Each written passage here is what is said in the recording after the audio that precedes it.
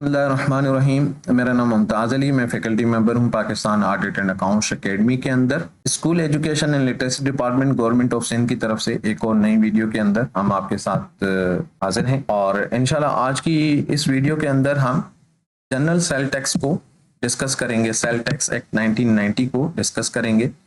हमारे ये जो सेल टैक्स एक्ट है ये थ्रू आउट द पाकिस्तान और जितनी भी हमारी प्रोविंसेस हैं उसमें एप्लीकेबल है। सेल टैक्स एक्ट का जो इम्प्लीमेंटेशन है वो हमारी 1 नवंबर 1990 से ऑनवर्ड है। इसकी कुछ इंपॉर्टेंट डेफिनेशंस हैं वो हम डिस्कस करते हैं, उसके बाद इंशाल्लाह हम आगे इसकी कैलकुलेशंस वगैरह पे भी बात करेंगे। सबसे पहले हमारे पास आ रहा है सेल टैक्स के। जनाब, सेल टैक्स है क्या? सेल टैक्स क्या है? अब value added tax. Value added tax का मतलब क्या है? यानी जितनी बार वो चीज प्रोसेस के अंदर गुजरेगी अगेन एंड अगेन उस पर हम जीएसटी जनरल सेल टैक्स लगाएंगे। A value added tax VAT charge on supply and import of taxable good and certain services. अच्छा, हमारे पास जितनी भी सप्लाईज हैं उन सब पे हमने जो लगाना है जनरल सेल टैक्स हमने एप्लीकेबल अप्लाई करना है और उसका जो हमारे पास रेट है वो कितना है? 18%। 18% हम चार्ज करते हैं। अच्छा, देन हमारे पास बात हो रही है टैक्सेबल पर्सन की। जब हम टैक्सेबल पर्सन की बात करते हैं तो हमने इससे पहले वीडियो में डिस्कस किया था पर्सन को इनकम टैक्स के हवाले से। तो जब हम इनकम टैक्स के हवाले से बात करते हैं तो उसके अंदर वो पर्सन आ जाते हैं जो इनकम टैक्स के अंदर रजिस्टर्ड हो एफबीआर के साथ। पर जब हम जीएसटी की बात करते हैं, जनरल सेल टैक्स की बात करते हैं, तो हमारे पास पर्सन से मुराद क्या होगा? एनी पर्सन और one liable to be registered under the act.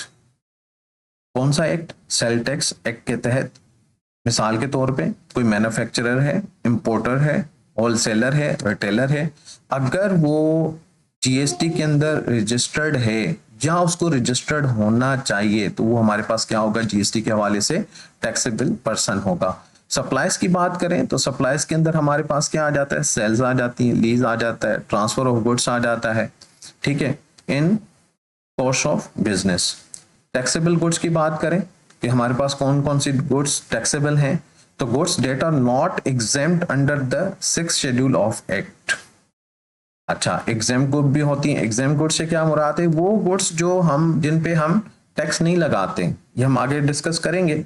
Exempt good का मतलब क्या है? वो गुड्स जिन पे किसी किस्म का कोई टैक्स नहीं लगता। मिसाल के तौर पे हमारे पास राइस हो गया, वेजिटेबल्स हो गई और जो हमारे पास खुला दूध मिलता है वो हो गई, उस पर हमारे पास किसी किस्म का कोई टैक्स नहीं लगता, तो वो हमारे पास क्या है? एग्जेम्प्ट है। इसी तरह और भी मुख्तलिफ हैं जो हम आगे डिस्कस करेंगे।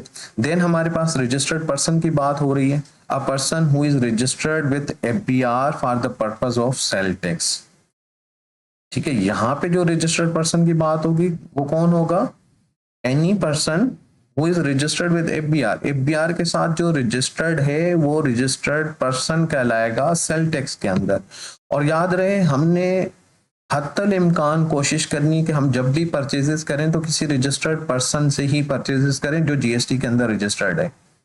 और अगर इनकेस कोई पर्सन, कोई मजबूरी है बहुत ज्यादा और किसी हम ऐसे पर्सन से परचेजेस कर रहे हैं जो कि रजिस्टर्ड नहीं है जीएसटी के अंदर, तो हमें उसका 100% विद होल्ड करना होगा। हम ये प्रैक्टिकल क्वेश्चन के अंदर इंशाल्लाह इसको सीखेंगे।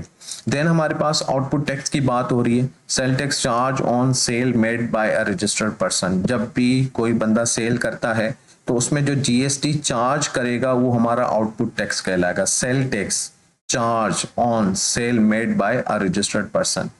इसकी एग्जांपल लें, मिसाल के तौर पे हमने किसी से कोई परचेजेस की तो उसने हमें जीएसटी इनवाइस दी। जब उसने हमें सेल किया तो हमें जीएसटी इनवाइस दी। अब उस जीएसटी इनवाइस पे वो जो जीएसटी ऐड कर रहा है वो हमारा क्या कहलाएगा? आउटपुट टैक्स कहलाएगा। मिसाल के तौर पे 1 लाख रुपए की हमने कोई इनवाइस परचेज की, सर्विस कोई हमने सप्लाईज ली 1 लाख रुपए की। अब उस 1 लाख रुपए पे जो हमारे जीएसटी वो लगाएगा वो 18% होगा। इट्स मीन 18,000 रुपए। तो ये जो 18,000 रुपए होंगे ये हमारे क्या होंगे? आउटपुट टैक्स होंगे। अगर अगर लेट सपोज, मतलब मैं बात करूं जो दे रहा है हमें सेल, उसके लिए हमारा ये क्या होगा? आउटपुट टैक्स होगा। फिर again income tax, input tax की बात करें तो इनपुट टैक्स के अंदर देखें क्या है? Sale tax paid on purchases. Use for business purpose, मैंने अगर कोई जीएसटी इनवाइस परचेज की है और वो मैं बिजनेस पर्पस के लिए यूज कर रहा हूं, तो उस पे जो मैंने सेल टैक्स पे किया है वो मेरा क्या कहलाएगा, इनपुट कहलाएगा। ये हमारे पास जो इनपुट और आउटपुट का जो कॉन्सेप्ट है, ये जब हम जीएसटी रिटर्न फाइल करते हैं तो उसकी एडजस्टमेंट के लिए होता है। बीइंग अ डीडीओ हमारे पास ये ऑप्शन नहीं होता कि हम अपनी जीएसटी को एडजस्ट करें और रिटर्न फाइल करें।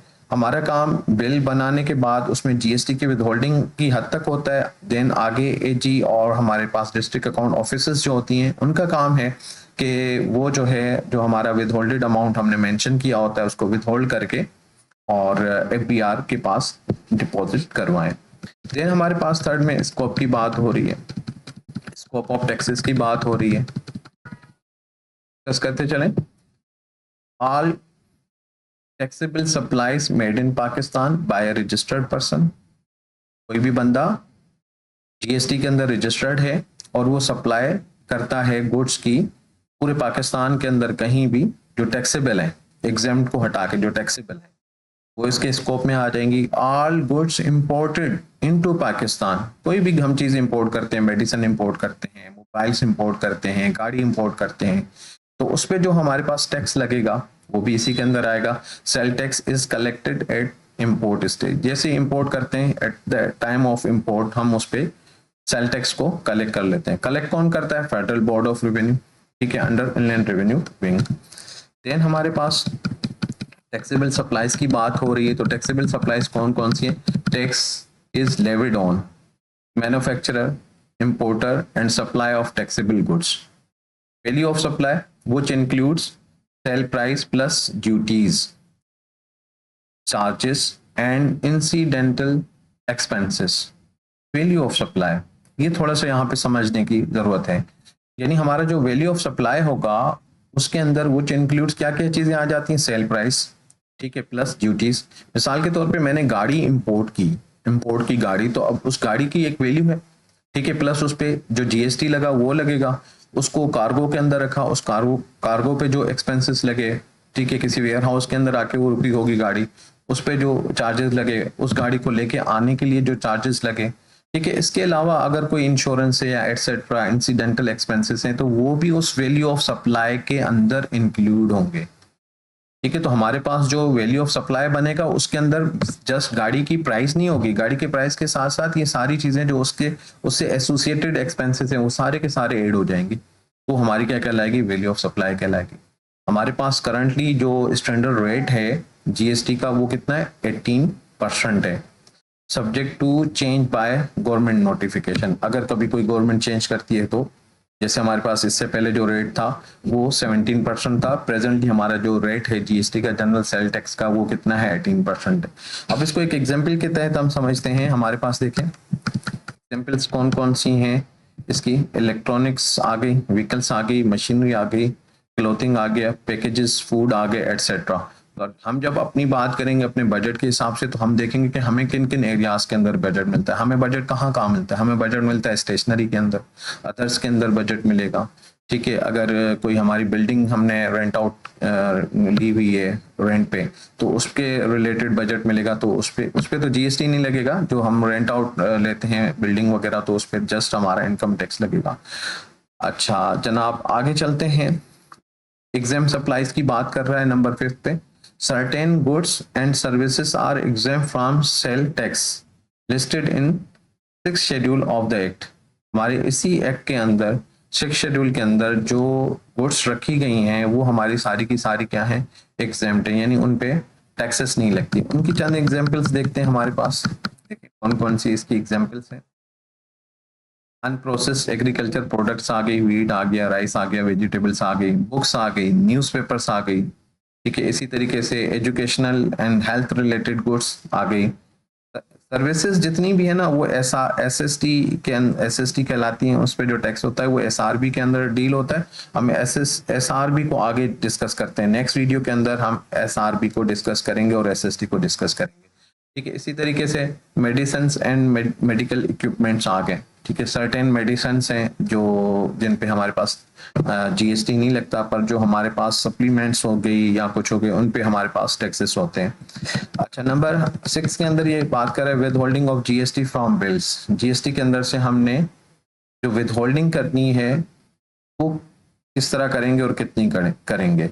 Certain organisations, government department and registered entities are required to withhold sell tax when making payments to suppliers. Being a DTO, जब भी हम किसी को पेमेंट करेंगे तो हमने उसमें से सेल टैक्स को विदहोल्ड करना है। ठीक है, विदहोल्ड करके हमने उसको काट के जमा नहीं कराना, बल्कि हमने ट्रेजरी को या एजी सिंध को बताना है कि इनका ये बिल है, इस पे इतना जीएसटी या एसएसटी होगा, और उस जीएसटी या एसएसटी को हमने विदहोल्ड करके सबमिट करवाना है एजी के वाया। एजी का काम है उसको सबमिट करना, उस टैक्स को काट के डिपॉजिट कराना है एफबीआर के खजाने के अंदर। ठीक है जी, एफबीआर के उससे मतलब थ्रू चैनल। अच्छा, पर्पस क्या है? To improve the compliance and ensure proper collection of sale taxes. अब मिसाल के तौर पर अब इसकी एग्जांपल लेते हैं। व्हेन अ गवर्नमेंट डिपार्टमेंट पे अ कॉन्ट्रैक्टर बिल ऑफ 100,000, 1,00,000 रुपए का बिल है, हमने कॉन्ट्रैक्टर को दिया है। इट में डिडक्ट जीएसटी 1/5 और 18% बिफोर रिलीजिंग पेमेंट्स।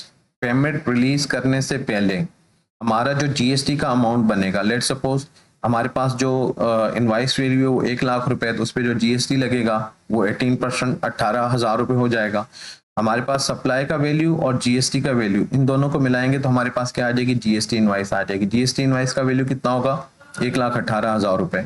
तो 18,000 रुपए हमारे पास जीएसटी है, तो 18,000 का हमने 1/5 डिडक्ट करना है बिल से, और वाया ट्रेजरी या via AG Sindh, depends on your location and your organisation, हम वो बिल जमा करेंगे और ट्रेजरी या डिस्ट्रिक्ट अकाउंट ऑफिस और एजी सिंध वो बिल में से अमाउंट डिडक्ट करके एफबीआर को डिपॉजिट करें।